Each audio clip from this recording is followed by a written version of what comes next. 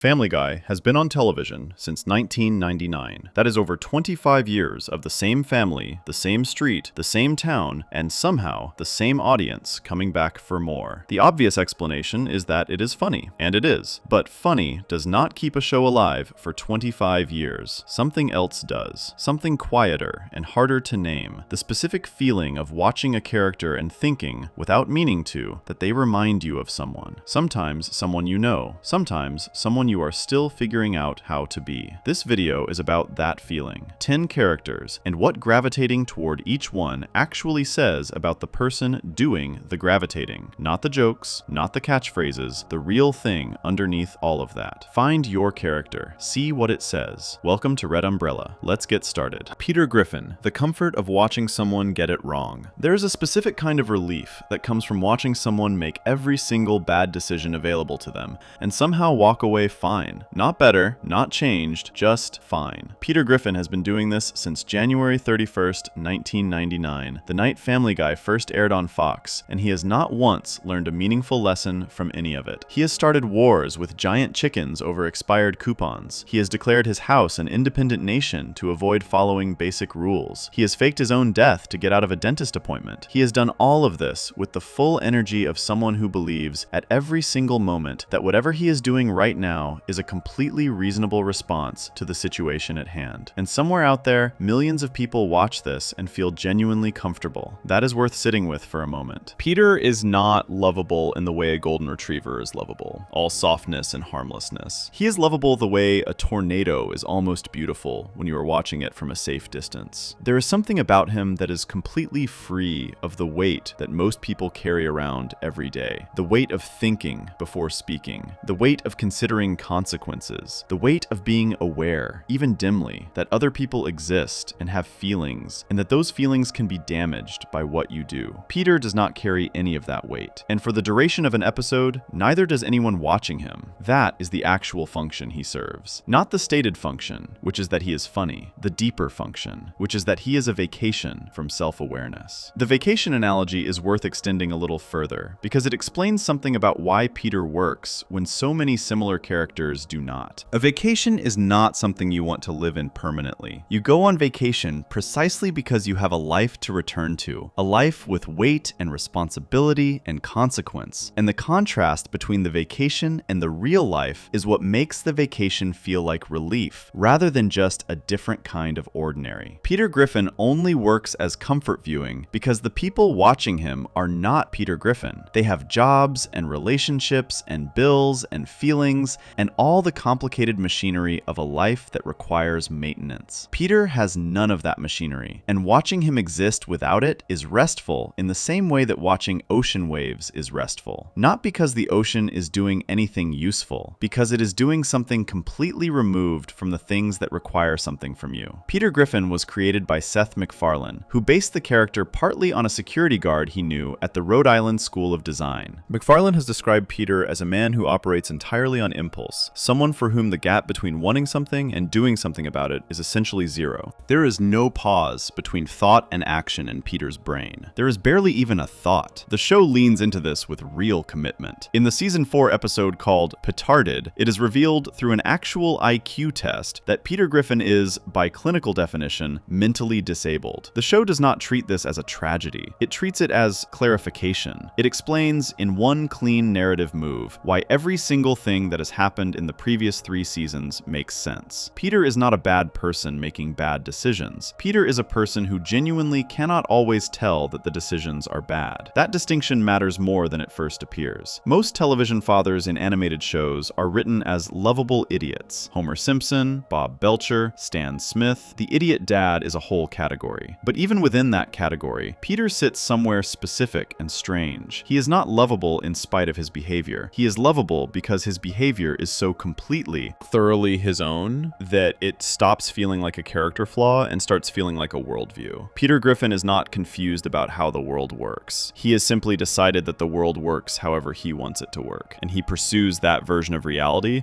with the confidence of someone who has never once been told no in a way that actually registered. The comparison to Homer Simpson is worth pausing on because it illuminates something specific about what makes Peter his own thing rather than a copy. Homer Simpson Griffin, at his core, wants to be loved by his family and wants his family to be okay. His disasters come from incompetence and laziness, but the intention underneath them is usually warm. Peter's disasters come from something slightly different. Peter does not always appear to be thinking about his family at all during the moments when he is causing the most damage to them. He is thinking about the chicken fight, or the scheme, or the thing he wants right now. The family exists as a backdrop to his own story, rather than as the point of his own story. This makes him a more uncomfortable character than Homer in certain lights, and also a more honest one. Most people, if they are being truthful, have moments where the people they love most are the backdrop, rather than the point. Peter just never has any other moments. The psychological profile that fits Peter most cleanly is what researchers call the ESTP type. This is someone who is energetic, spontaneous, action-oriented, and almost completely focused on the present moment. An ESTP does not spend much time thinking about what happened yesterday or what might happen tomorrow. They are entirely occupied by right now, by what is in front of them, by what can be done immediately to make the current situation more interesting or more comfortable. Peter is the most extreme possible version of this. He does not just live in the present moment. He lives in the most immediate possible version of the present moment, the sliver of time that is basically happening as he is already reacting to it. This is why watching him is oddly relaxing for a certain kind of person. Everything he does has the quality of pure instinct. There is no deliberation in it, no second guessing, no sitting up at 3 a.m. wondering if he made the right call. Peter Griffin does not have 3 a.m. moments. The problem with 3 a.m. moments, the reason people who have them cannot simply stop having them, is that they require a level of self-reflection Peter does not possess. He is, in that specific and narrow sense, completely free. The people who find Peter the most comforting to watch are often the ones who find their own heads the most exhausting to live in. Peter's backstory, which the show reveals slowly across many seasons, adds a layer to this that most people absorb without consciously registering. Peter grew up with a father who was largely absent. When his father was around, he was drunk. Later in Peter's adult life, he discovered that the man he had grown up believing was his father was not his biological father at all. His biological father turned out to be a man named Mickey McFinnigan, an Irish man Peter had to travel to Ireland to find. This matters because it reframes everything about Peter's behavior. The impulsivity, the need for attention, the way he turns every situation into a performance, the constant need to be the center of whatever is happening around him. All of it reads differently when you factor in a childhood shaped by a father who was either not there or not present in any meaningful way. Psychologists who study Peter's character specifically point to something called the regression defense mechanism, which is a real psychological term for when adults under stress revert to childlike behavior. Peter does this constantly. He throws tantrums. He refuses to follow rules that inconvenience him. He demands things the way a toddler demands things, immediately, loudly, with no patience for explanations about why the answer might be no. This is not written as tragedy in the show. It is written as comedy. But the two are not mutually exclusive, and the funniest Peter moments are almost always the ones where the childlike behavior is most visible. When he sits in the car and honks the horn repeatedly because Lois is taking too long. When he gets distracted mid-argument by something shiny. When he decides that whatever he wants right now is the most important thing that has ever existed. A child who never got enough attention grows up and keeps asking for it, just in louder and less recognizable ways. The recurring chicken fight gag deserves its own moment of attention here because it is one of the most specific and consistent things the show does with Peter across its entire run, and it says something about him that the regular storylines only hint at. The fights with Ernie the Giant Chicken begin in the season 2 episode titled Da Boom, when Ernie gives Peter an expired coupon. Peter's response to this is not frustration or annoyance, it is total extended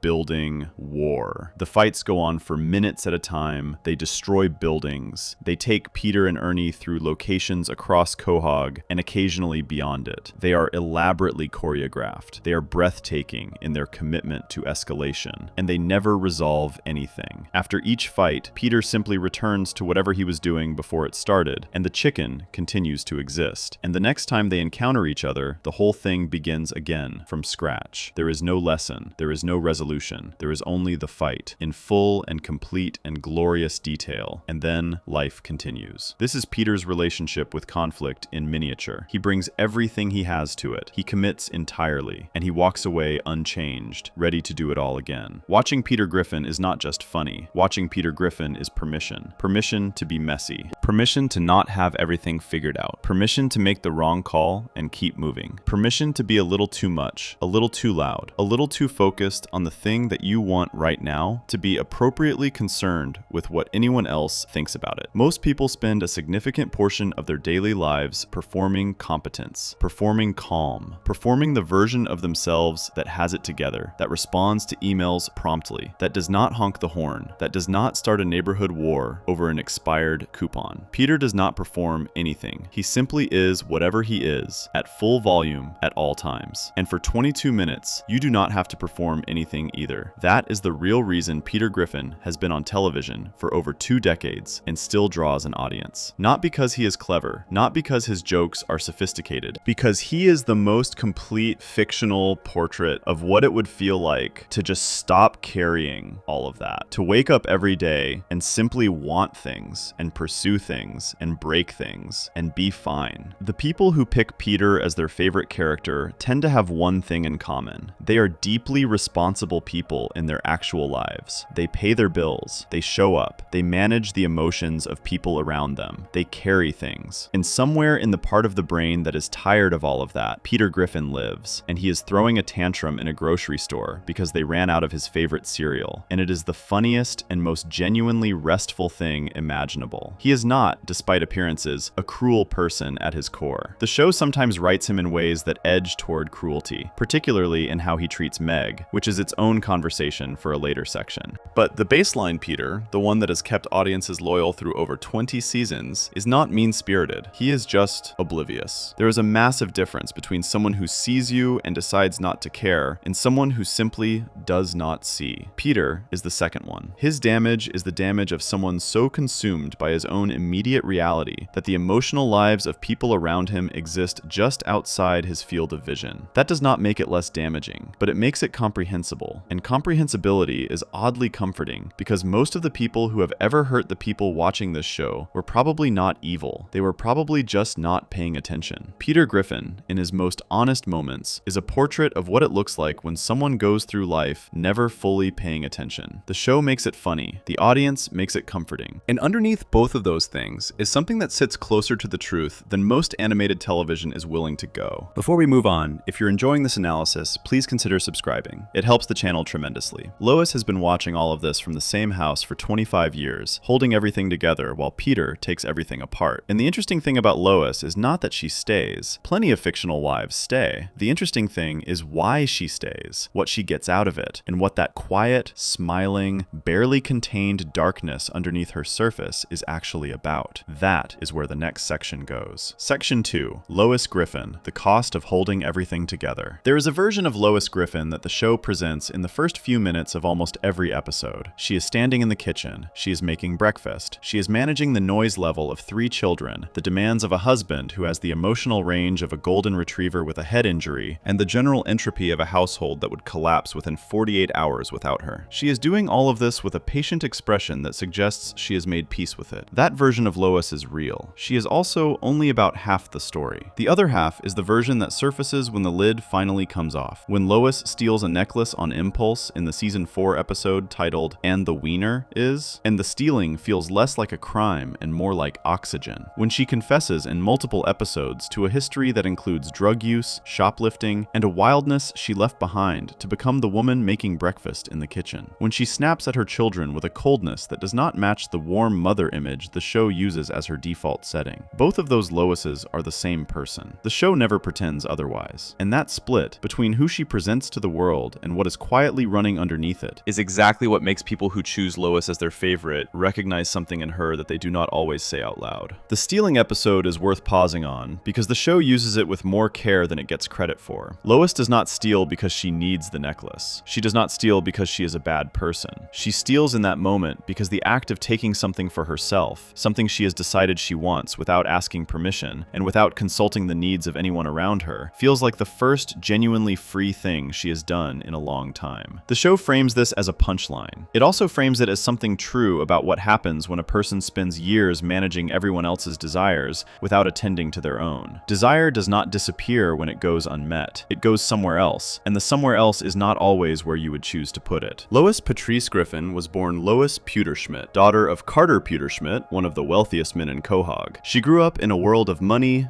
expectations, and a particular kind of emotional coldness that comes with being raised by people who measured success in social standing rather than warmth. Her father, Carter, is openly dismissive of Peter throughout the entire run of the show, and while the show plays this for comedy, the implication underneath it is consistent. Lois grew up in a house where love had conditions attached to it. She chose Peter anyway. This is one of the most quietly strange decisions in the entire show, and the series returns to it often enough that it clearly means something. Lois, who had wealth, opportunity, and options, chose a man her family considered beneath her, moved into a middle-class house on Spooner Street, and built a life that looks nothing like the one she was raised to expect. The psychological reading of this choice that holds up across the entire series is not that Lois is noble or selfless. It is that Peter represents the one version of her life where she does not have to be perfect, where the pressure is off, where nobody is measuring her against a standard she can never fully meet. She married chaos, partly because chaos does not judge her. The problem is that chaos still has to be managed, and managing it fell entirely to her. Carter Pewterschmidt as a father is a detail the show does not spend much time on directly, but his consistent contempt for Peter illuminates something about the environment Lois grew up in. Carter is a man who evaluates everything and everyone against a standard of success and standing. His relationship with Lois has warmth in it, but it is the warmth of a man who loves his daughter partly as an extension of himself, as a reflection of the family name and the family image. Lois, growing up under that kind of love, would have learned early that love is something you earn and maintain through performance,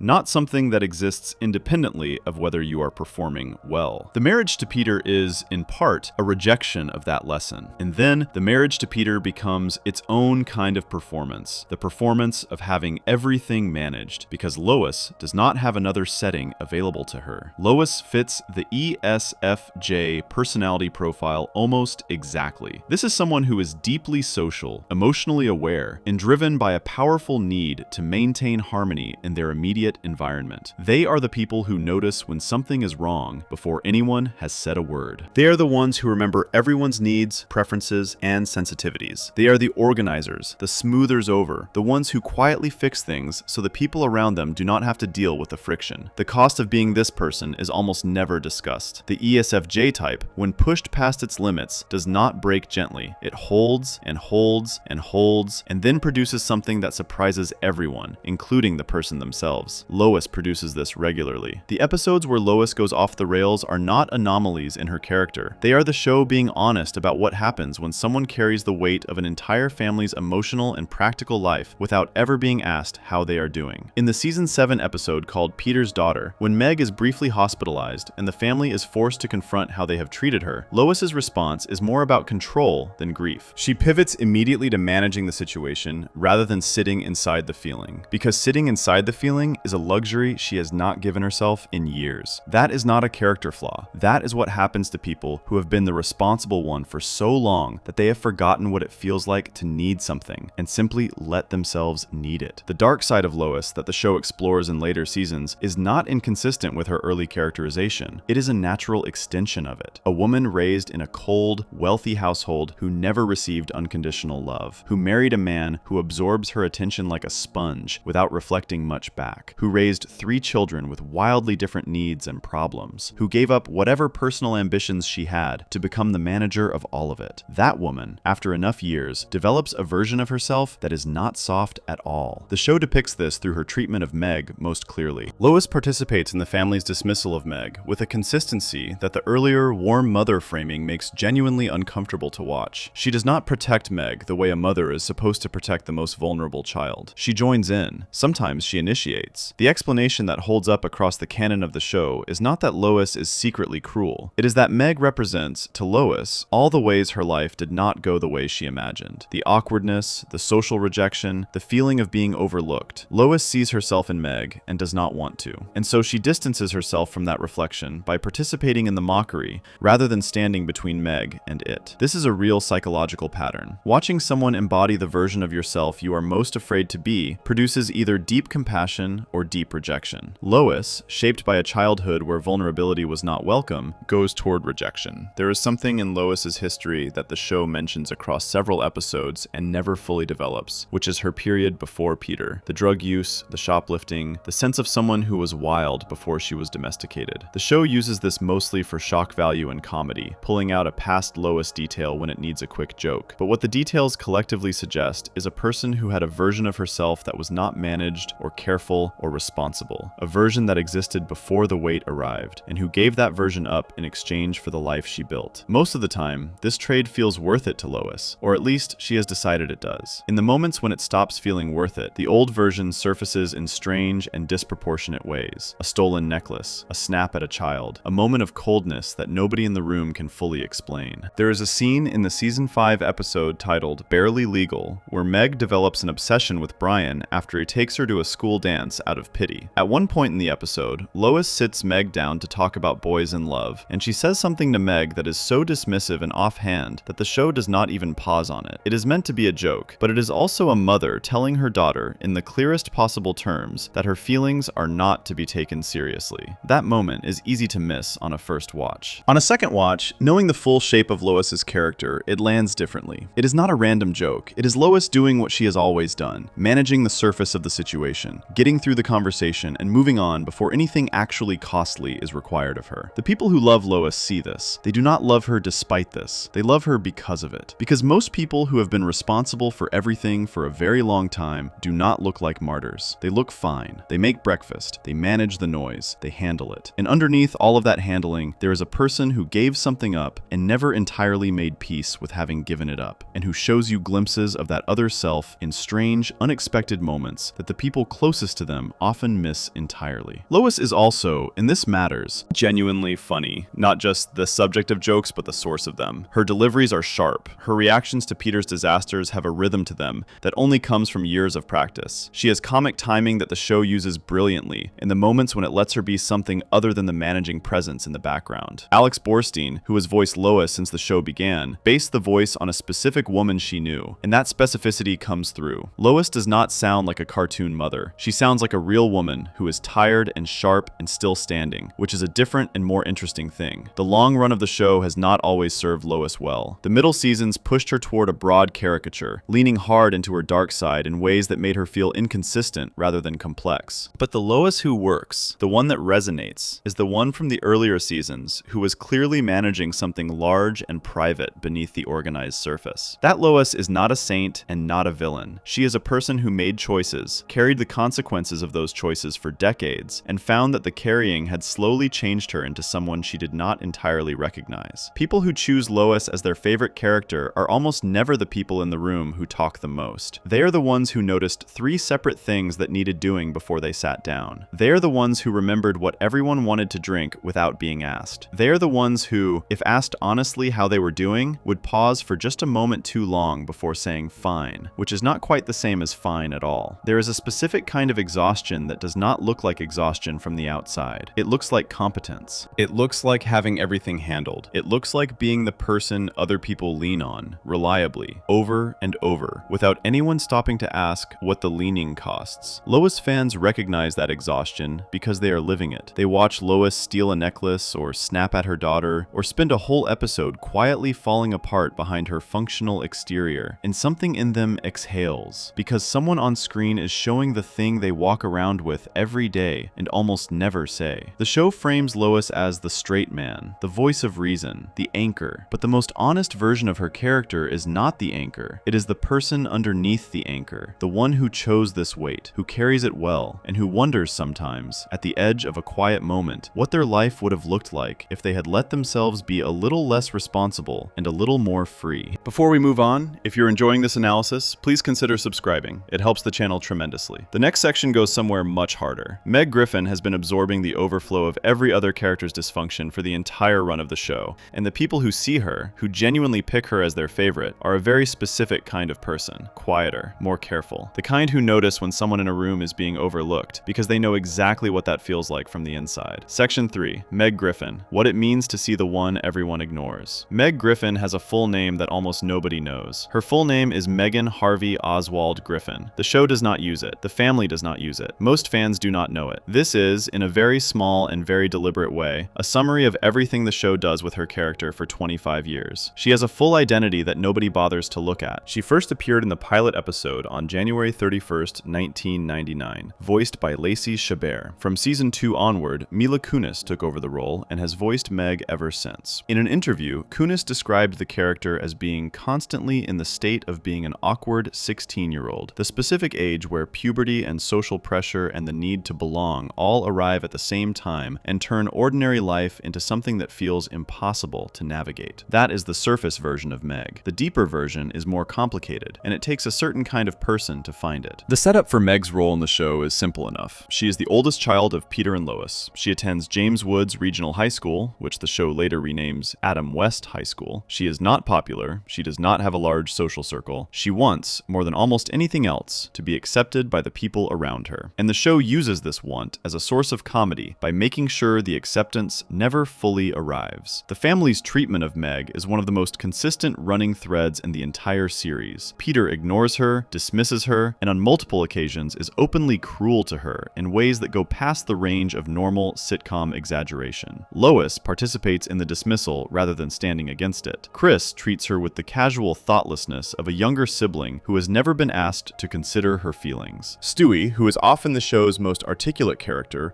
reserves some of his sharpest contempt for Meg. The joke, repeated across hundreds of episodes, is that Meg is beneath notice, that her presence in a room is something to be managed or escaped rather than engaged with, that her feelings, opinions, and experiences are less real and less important than everyone else's. This is played for laughs. The laughs are real, but underneath them, something else is being built, slowly and consistently, across the full run of the show. In the season 9 episode titled Seahorse Seashell Party, Meg does something that the show has almost never allowed her to do. She confronts her family directly. She tells each of them, clearly and specifically, what they have done to her and what it has cost her. She calls Peter out for his cruelty. She calls Lois out for failing to protect her. She names what has been happening and refuses, for a full scene, to absorb it silently. The family falls apart almost immediately after this. Without Meg as the outlet for all their dysfunction, without someone to direct their frustrations toward, they turn on each other. The episode makes the argument explicitly. Meg is the shock absorber of the Griffin family. She absorbs the damage that would otherwise destroy the unit entirely, and she does this not because she is weak, but because she is, by a significant margin, the most emotionally resilient person in the house. The episode ends with Meg choosing to go back to being the family's outlet. She makes this choice consciously, with full awareness of what it costs her, because she has decided that keeping the family together matters more than protecting herself from it. This is not a joke. The show does not play it as a joke. It is one of the most genuinely heavy moments in the entire series, and the people who love Meg tend to remember it specifically. A television critic writing for the AV Club put it plainly when reviewing this episode. Instead of working to make Meg a character worth appreciating, Family Guy spent years going down the path of least resistance and simply joined the fan chorus of dismissal. That observation is accurate, and it points to something the show does with Meg that is worth examining directly. Meg's mistreatment is not consistent in tone. Sometimes the show is aware of what it is doing and uses it to make a genuine point about how families create scapegoats and what that does to the person who gets chosen for the role. Other times, the show participates in the dismissal without any awareness at all, treating her as a punchline without giving the punchline any weight. The tension between those two modes is part of what makes Meg such an interesting character to actually think about. She exists in a show that cannot fully decide whether to examine her suffering or simply use it, and in the gap between those two choices, something true about how real people get treated accidentally surfaces. Meg is, by any honest reading of her character across the full series, the most morally decent person in the Griffin household. She is not perfect. The show gives her episodes where she becomes obsessive, where her need for acceptance produces behavior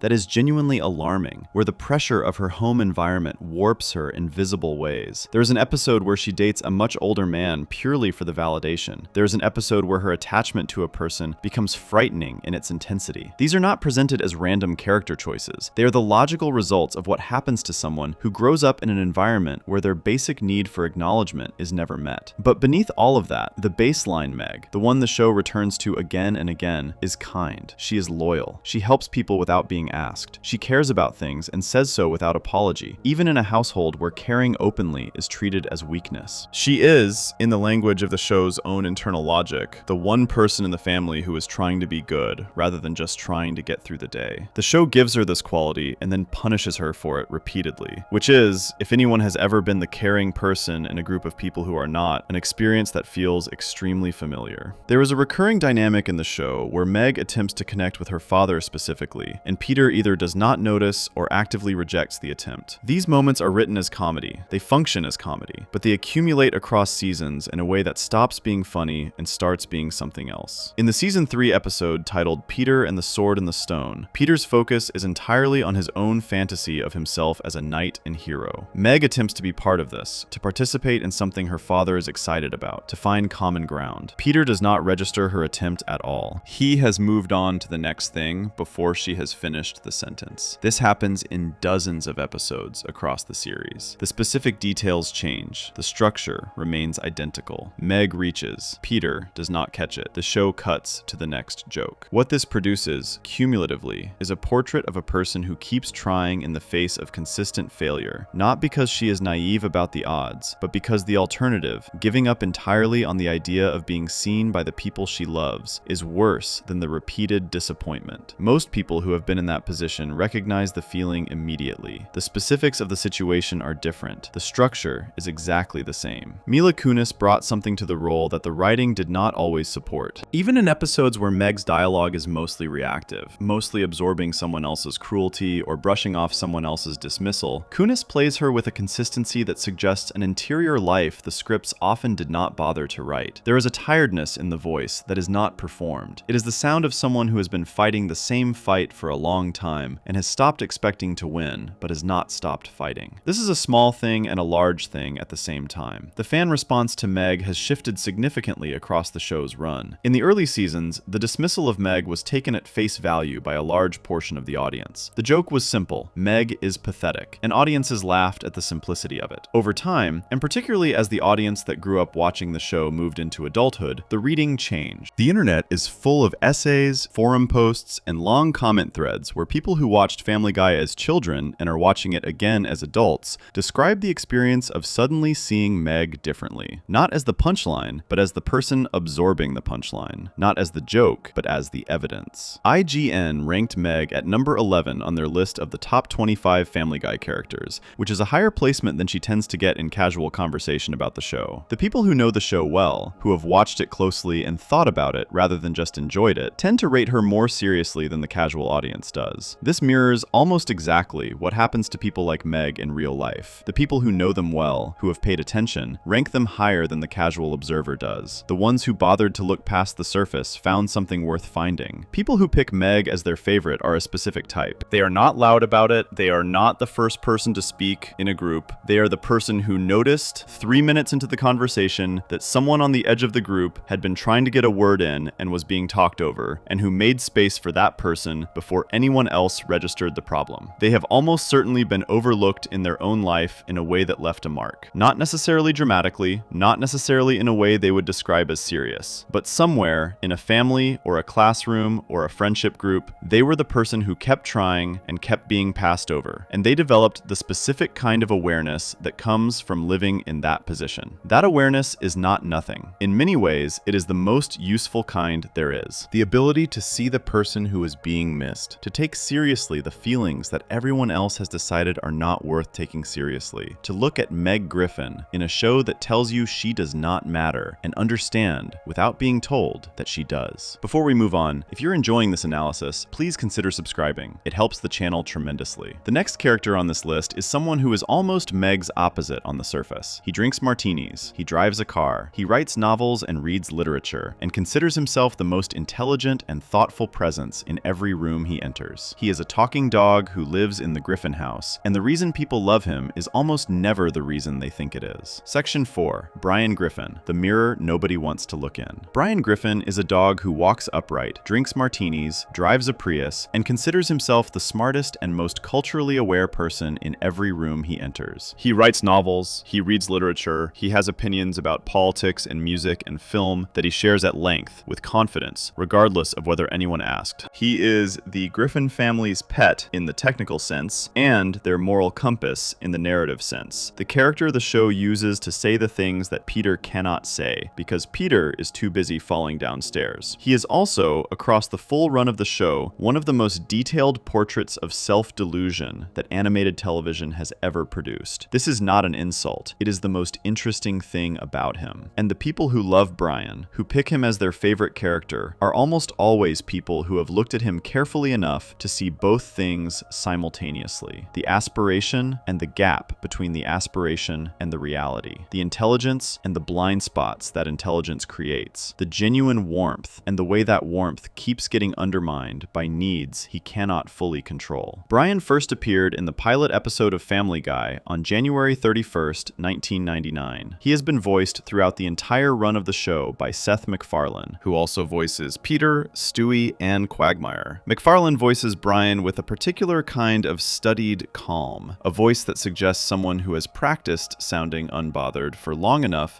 that the practice has become the performance, and the performance has become the personality. There is something in the way MacFarlane plays Brian that is subtly different from how he plays the other characters. Peter is played with total commitment to the surface. Stewie is played with the energy of someone performing for an audience. Brian is played with the specific quality of someone who is always half listening to themselves, always monitoring whether they are coming across the way they intend to come across, always managing the impression they are making, even in casual moments when nobody else is paying close attention. This is not a small acting choice. It is the whole character, delivered in the voice before a single line of dialogue. The show establishes Brian's core characteristics early and clearly. He is articulate in a way that the rest of the family is not. He reads. He has a manuscript he has been working on for years, a novel called Faster Than the Speed of Love, which he describes with the seriousness of someone who believes it will change things. The show eventually reveals that the book is not good. Not quietly mediocre, not almost there but not quite, but genuinely, clearly not good. Publishers reject it. People who read it are not moved by it. The gap between how Brian describes the book and what the book actually is turns out to be enormous. This is the central fact of Brian Griffin's character, and everything else radiates outward from it. He believes himself to be something he has not yet managed to become. He carries the identity of a writer, a thinker, a person of substance and depth, and he carries it with such complete conviction that he has stopped noticing the distance between the identity and the evidence. The book is worth dwelling on a moment longer, because the show returns to it so often that it is clearly load-bearing in the writer's understanding of who Brian is. Faster Than the Speed of Love is not just a failed book. It is the external proof of an internal story that Brian has been telling himself for years. The story is that he is a serious artist whose work deserves serious attention. Every rejection letter is a threat to that story. Every person who reads the manuscript and does not respond with the reverence he was expecting is a threat to that story. And Brian's response to each of these threats is not to examine the story, but to defend it more aggressively, to find a reason why the outside world is wrong, rather than a reason why the inside story might need adjustment. This is an extremely human response. It is also, watched from the outside with the full context of who Brian is, one of the funniest and saddest things the show does on a consistent basis. Psychologists who have written about Brian's character use the term narcissistic personality pattern to describe this. The specific definition is someone who has inflated their own abilities in their own mind and lacks the actual results to support the inflation, but continues anyway, not out of stupidity, but out of a need to protect a self-image that would not survive honest examination. Brian is not stupid. He is smart enough to be genuinely dangerous to himself in this particular way. Smart people can build much more elaborate defenses around the things they do not want to see. The defenses are more sophisticated, the reasoning is more convincing, the story is told with more detail and more apparent evidence, and the result is a trap that is harder to notice and harder to escape precisely because it was built by a capable mind. The show is precise about this. Brian does not just fail as a writer, he fails with a specific flavor of failure that is recognizable to anyone who has ever met someone who believes their talent is being overlooked by a world too limited to appreciate it. He does not conclude from the rejection that the book needs work. He concludes from the rejection that the publishers are wrong, the readers are wrong, the world is not ready. The internal story stays intact. The external evidence gets reframed until it fits. There is an episode in season 4 titled Brian the Bachelor, where Brian's romantic pursuit of a woman collapses in a way that exposes how much of his charm is performance. He presents himself to women as sensitive, deep, and different from other men. He quotes literature. He listens, or appears to listen. He positions himself as someone who values substance over surface. And then, consistently, the relationships fail. Usually because the sensitivity turns out to be conditional, the listening turns out to be a technique rather than a genuine interest, and the depth turns out to be a coat he puts on rather than something he actually lives. The pattern across Brian's romantic history in the show is one of the most honest things the series does with him. He is attracted to women he considers beneath him intellectually and then condescends to them. He is attracted to women he considers his equals and and then feels threatened by them. The relationships fail in both directions for related reasons, because what Brian is actually looking for in a relationship is not a partner, but a mirror. Someone who will reflect back the version of himself he most wants to see. When the reflection does not cooperate, the relationship ends. Quagmire, of all characters, delivers the most honest assessment of Brian in the Season 8 episode titled Jerome is the New Black. In a long speech that the show plays completely straight, with no cutaway and no comedic undercut, Quagmire tells Brian exactly what is wrong with him. He tells Brian that he pretends to love women for their minds, while consistently pursuing women who are not his intellectual equals. He tells Brian that he has failed college twice, that he is a neglectful father to his son Dylan, that he is a functioning alcoholic who uses his drinking as a character detail rather than recognizing it as a problem. He ends by calling Brian a big, sad, alcoholic bore. The show does not rescue Brian from this speech. Brian sits there. He has no comeback. The speech lands because it is accurate, and the show knows it is accurate, and Brian on some level knows it too. This is one of the most remarkable moments in the entire series, not because Quagmire is right about everything. Quagmire is far from a reliable moral authority, but because the show chose to put a completely honest character assessment in the mouth of the least expected character and then let it stand without qualification. No joke to soften it, no cutaway to change the subject, just the truth sitting in the room. The choice to give this speech to Quagmire rather than to a more obviously credible character is itself a writing decision worth noticing. If Lois had said it, or Cleveland, the speech would have felt like a moral intervention, a responsible adult character trying to help Brian see himself more clearly. Giving it to Quagmire, a man whose own behavior is indefensible in a dozen different ways, strips it of any comfort. Quagmire is not trying to help Brian, he simply cannot stand Brian, and his inability to stand Brian has produced the most accurate character assessment in the episode. The truth does not always come from the kindest source. Sometimes it comes from the person who dislikes you enough to stop being diplomatic. Brian's relationship with Stewie is the part of his character that complicates all of this in the most interesting way. The Road 2 episodes, which are musical adventure episodes where Brian and Stewie travel together through various scenarios, show a version of Brian that the rest of the series only glimpses. In these episodes, Brian is genuinely warm, he is present, he cares about Stewie in a way that is not performed and not conditional. Stewie, who is relentlessly critical of almost everyone, trusts Brian completely, and the show earns this trust through small, specific moments where Brian chooses Stewie over his own comfort or self-interest. The Road to Rhode Island, which aired in Season 2, is the episode that established this dynamic most clearly. Brian and Stewie are stranded together and have to find their way home. The episode allows Brian to be useful, funny, and genuinely caring without any of the intellectual posturing that defines him in the main storylines. When Brian is with Stewie, the gap between who he presents himself to be and who he actually is narrows significantly. Stewie does not need Brian to be a great writer. Stewie does not need Brian to be the smartest person in the room. Stewie just needs Brian to show up. And in these episodes, Brian does. This is the version of Brian that his fans are responding to when they pick him as their favorite. Not the pretentious version, not the hypocritical version, not the version that Quagmire accurately dismantles in one speech. The version that exists when the performance comes down and the actual person underneath it, who is genuinely warm and genuinely funny and genuinely cares about the people closest to him, gets to exist without the armor. The Road 2 episodes are also the episodes where Brian is funniest, and the connection between those two facts is not accidental. The intellectual posturing that defines Brian in the main storylines is not funny in the way that Peter's chaos is funny or Stewie's schemes are funny. It is funny in a more uncomfortable way, the way that recognizing something true about human behavior is funny, even when the recognition sits alongside something a little sad. In the Road 2 episodes, freed from the need to perform his identity, Brian produces comedy that comes from genuine surprise and genuine warmth and genuine investment in what is happening in front of him. The comedy is better because the person producing it is more real. The loneliness of someone who has constructed a version of themselves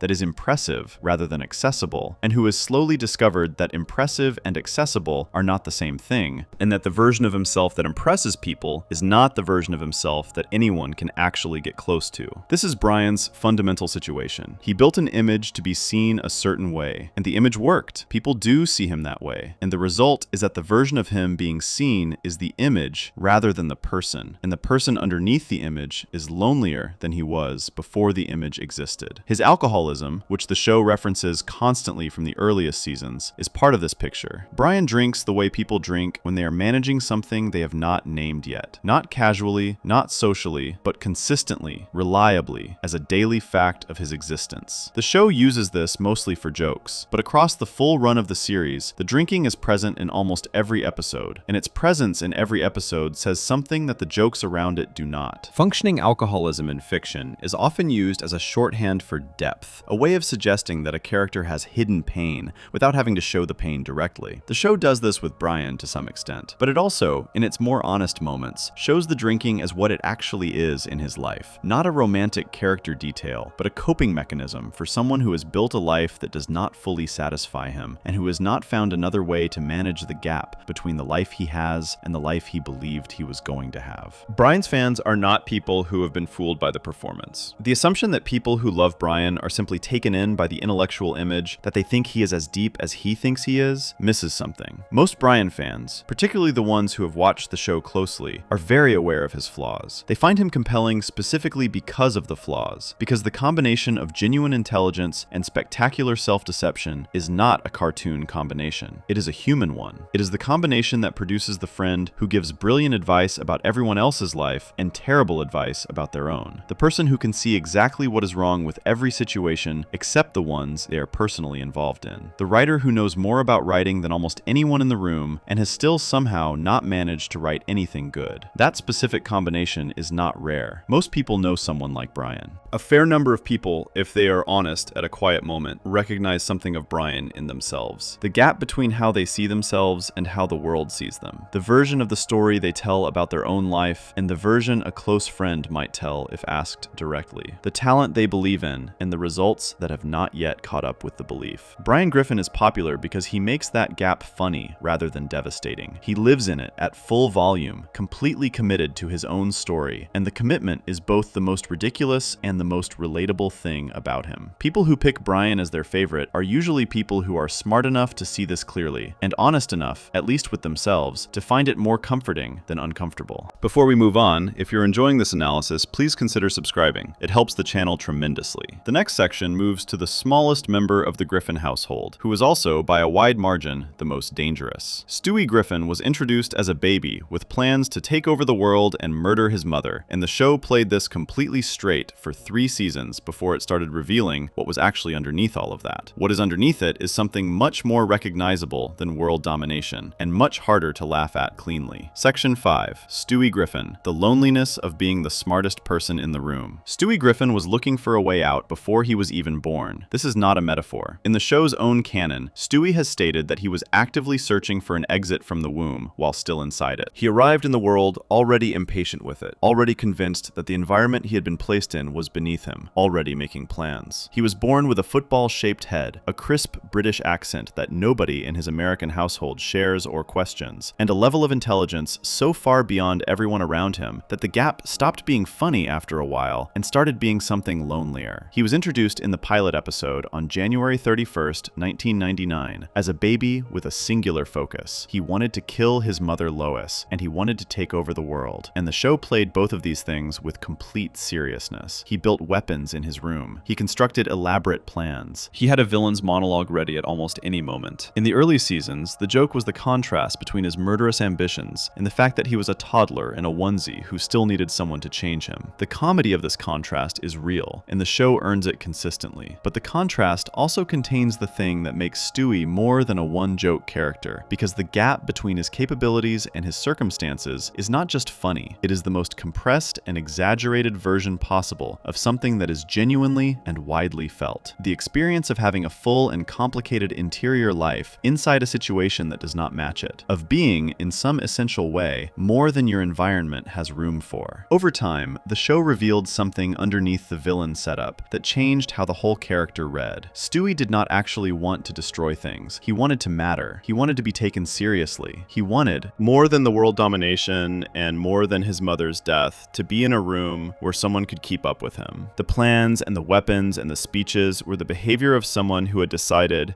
that if the world would not acknowledge him willingly, he would make it acknowledge him by force. This is not a healthy response to loneliness. It is, however, an extremely recognizable one. Most people do not build weapons, but most people have, at some point in their lives, made themselves larger and louder and more impossible impossible to ignore than felt entirely comfortable, simply because the alternative was continuing to be overlooked, and being overlooked had become unbearable. Stewie's personality type, as analyzed across multiple character studies, places him firmly in the INTJ category. This is someone who leads with internal logic, who builds elaborate long-term plans and executes them with discipline, who is deeply independent and deeply skeptical of anyone who has not earned their intellectual respect. INTJs are often described as the most self-sufficient personality type, the ones who need other people the least on the surface, and who feel their need for connection most acutely underneath that surface. They build walls not because they do not want people inside, but because letting people inside requires a level of trust that their own minds keep generating reasons not to extend. Stewie is the most extreme animated version of this type that television has produced. He has built a time machine in his room. He has traveled to parallel universes. He has constructed weaponry that would be impressive for a government research facility, let alone a suburban infant. He does all of this alone in a house full of people because the people in the house are not operating at a level where they can participate. The exception is Brian, and the Brian exception is the most important thing in Stewie's entire character arc. The Road to Rhode Island, which aired in season 2, is the episode that established why Stewie and Brian work together in a way that Stewie and everyone else do not. Stranded and forced to rely on each other, the two of them find a rhythm that has nothing to do with intelligence matching intelligence. Brian is not Stewie's equal intellectually, and the show never pretends he is. What Brian offers is something different. He shows up, he pays attention, he takes Stewie seriously as a presence rather than managing him as a child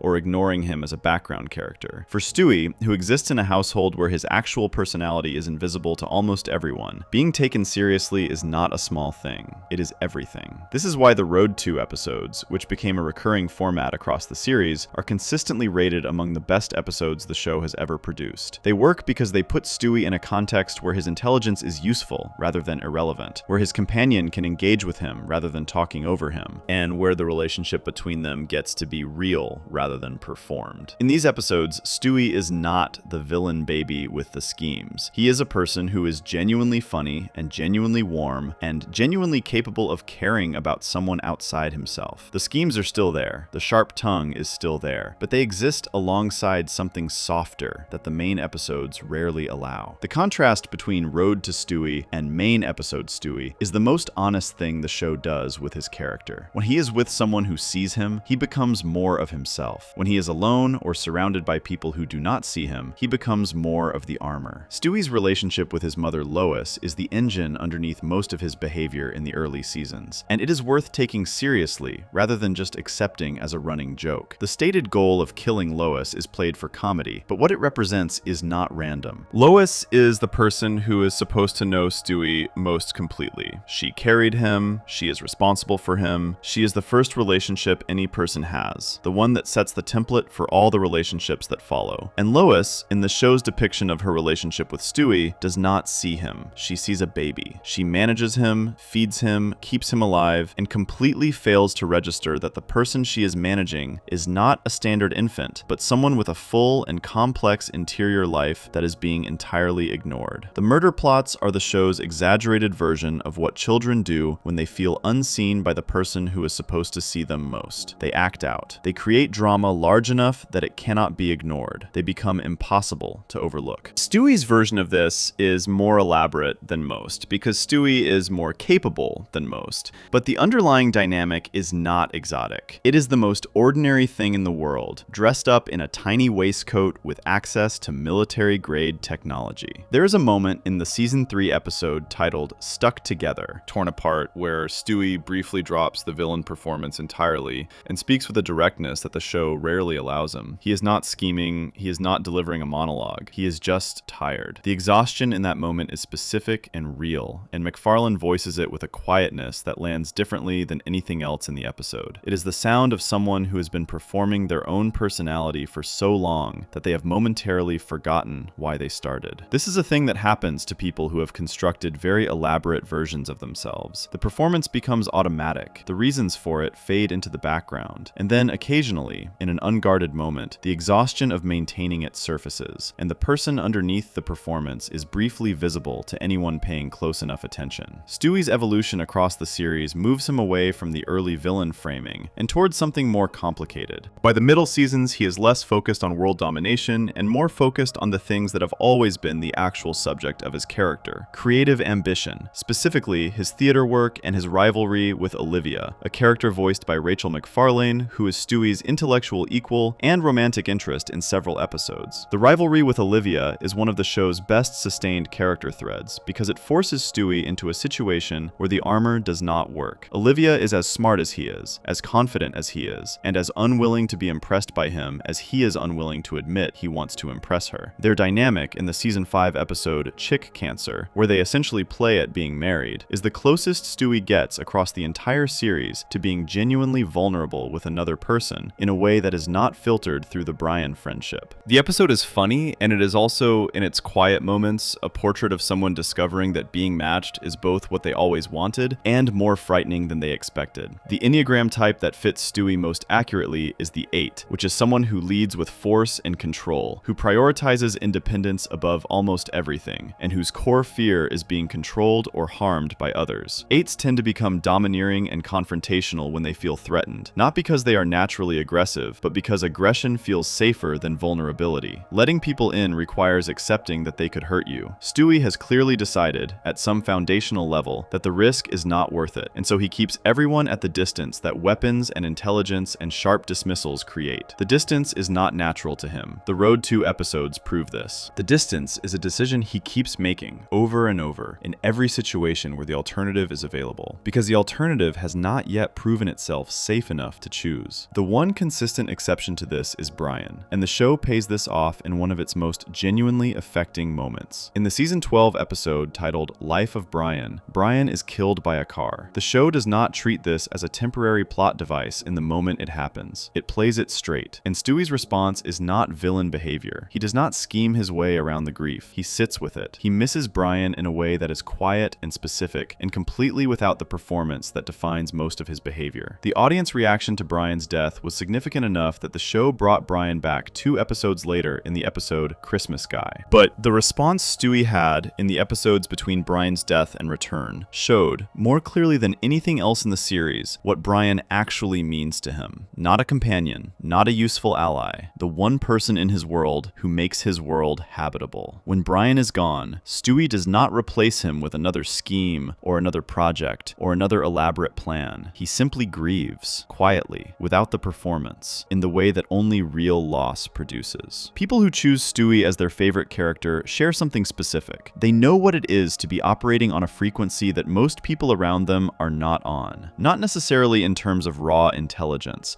The gap does not have to be about grades or test scores or any measurable thing. It is more about the experience of having a version of yourself that exists fully and clearly in your own head and almost never getting to show it to anyone because the situations that would allow it rarely arrive. Stewie fans tend to be people with rich interior lives and relatively few people they trust with those interior lives. They are selective about who gets past the surface version of their personality. They have a dark sense of humor that they deploy carefully with specific people, and they have usually learned from experience that deploying it with the wrong people produces confusion at best and rejection at worst. They built something that looks like distance because distance felt safer than the alternative, and they have been living behind it long enough that it has started to feel like home. The Brian in their life, the one person who gets past all of it, is the most important relationship they have, and they protect that relationship with a ferocity that would surprise anyone who only knows the surface version of them. Before we move on, if you're enjoying this analysis, please consider subscribing. It helps the channel tremendously. The next character is someone who built a completely different kind of distance. Quagmire's distance is not intellectual. It is not constructed from intelligence or ambition or elaborate plans. It is constructed from a specific kind of relentless motion, from always having somewhere to be and someone to be with, and a reason not to stop moving long enough to feel what is actually there underneath all of it. The surface of Quagmire is the loudest thing in any room. What is underneath it is much quieter and much more interesting. Section 6. Quagmire. The noise a person makes when they are trying not to feel something. Glenn Quagmire's full name is Glenn Quagglechek. He changed it. This is a small fact and an interesting one because it suggests that somewhere before the show begins, before the Hawaiian shirts and the catchphrases and the reputation that precedes him into every room, there was a person who decided to become a different version of himself, who looked at what he had and who he was is, and made a deliberate choice to construct something new on top of it. The construction is thorough. Almost everything about Quagmire is a performance of a specific type: the mid-century bachelor, the Rat Pack-era playboy, the man who has reduced his entire existence to the pursuit of one thing, and committed to that reduction so completely that there is no visible gap between the persona and the person. Seth MacFarlane, who voices Quagmire alongside Peter, Stewie, and Brian, has described the character directly as an appalling human being who is still caught in the Rat Pack era. This description is accurate and also incomplete because it describes the surface without accounting for what the surface is covering. Quagmire is a commercial airline pilot. He lives at 29 Spooner Street in Quahog, Rhode Island, next door to the Griffins. He has been Peter Griffin's close friend since they met during their time in the United States Navy, where Quagmire served as an ensign. He is, according to his driver's license, as shown in the Season 7 episode titled Foxy Lady, 61 years old, though the show establishes that he maintains a much younger appearance by eating carrots daily. His house is decorated in a style consistent with the 1950s and 1960s, the era that shaped him, and that he has clearly never fully left. The surface reading of Quagmire is simple, and the show leans into it constantly. He is obsessed with sex. His catchphrase, giggity, has become one of the most recognized sounds associated with the show. His entire social identity is built around the pursuit of women, and the show uses this as the source of the majority of his jokes across the full run of the series. On the surface, he is a one-note character, playing one note at maximum volume for as many seasons as the show will allow. The surface reading is also the least interesting thing about him. Quagmire has a one true love. Her name is Cheryl Teagues, and she is not a recurring presence in his life, but an absence in it. They dated briefly in the early 1980s, and she ended the relationship because of his constant jealousy and his inability to be with one person without immediately wanting another. Quagmire considers Cheryl the great love of his life. The show returns to this across multiple episodes, each time using Brian Griffin as the instrument of interference. Brian dates Cheryl purely to torment Quagmire in one episode. Brian arranges a dinner under false pretenses that involves Cheryl in another. Every time Cheryl surfaces, Quagmire's response is not the performance. It is something genuine underneath the performance. Something that looks a great deal like a man who has never stopped mourning a specific loss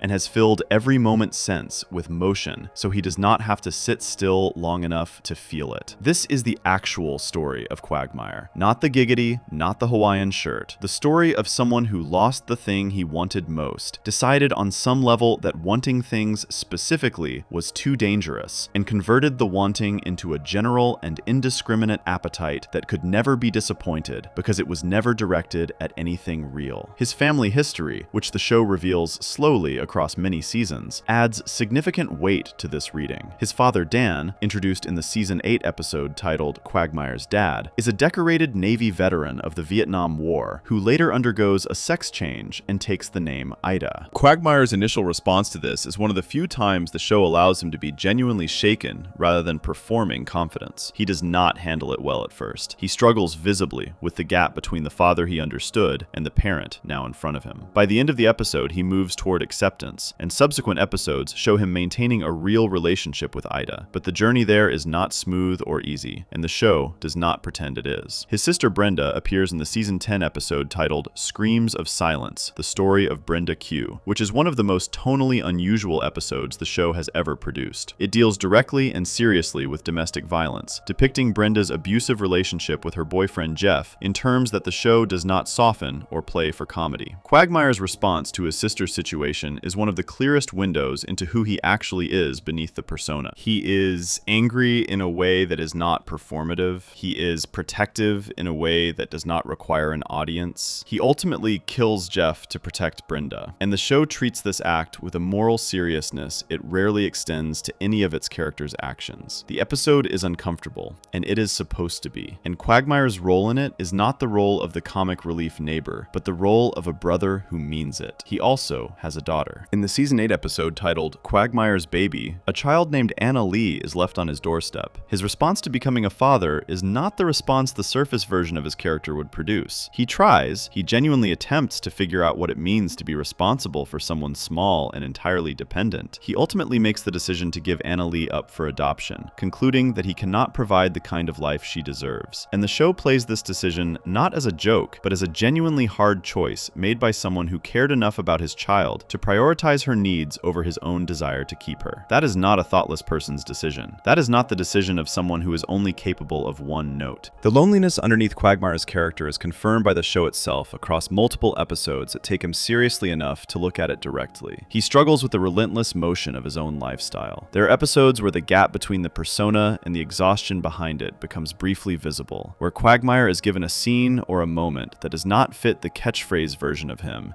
and the show trusts the audience to sit with it. He volunteers at the Quahog Soup Kitchen with a regularity that other characters notice, and the show mentions without making a joke out of it. He is capable of genuine friendship, the kind that shows up when it is inconvenient, the kind that costs something. His feud with Brian, which runs across many seasons, is often read as simple antagonism between two characters who do not like each other. The more interesting reading is that Quagmire hates Brian specifically because Brian represents something Quagmire recognizes and does not want to see. Brian presents himself as deep and emotionally available, while actually being self-serving and commitment-averse. Quagmire, who has built an entire identity around being obviously and unapologetically self-serving, finds Brian's version of the same behavior deeply offensive because it hides behind a mask of sensitivity. Quagmire does not hide. Whatever he is it openly. Brian's hypocrisy, the gap between his stated values and his actual behavior, is exactly the gap that Quagmire has chosen to avoid by simply not pretending to have values he does not live by. The anger is the anger of someone who recognizes a con and cannot stand watching other people fall for it. The speech Quagmire delivers to Brian in the season 8 episode "Jerome is the New Black" is the most honest thing Quagmire says across the entire series, and the fact that it is directed outward rather than inward does not change what it reveals about him. A person who can see Brian's self-delusion that clearly has spent time thinking about what self-delusion looks like. A person who is that precise about the gap between who someone presents themselves to be and who they actually are is someone who has examined that gap in themselves as well, at some point, in some quiet moment between the noise. Quagmire keeps the noise going because quiet is where the Cheryl Tiegs question lives. Where the Anna Lee question lives. Where the question of whether the life he has built, all motion and appetite and performance,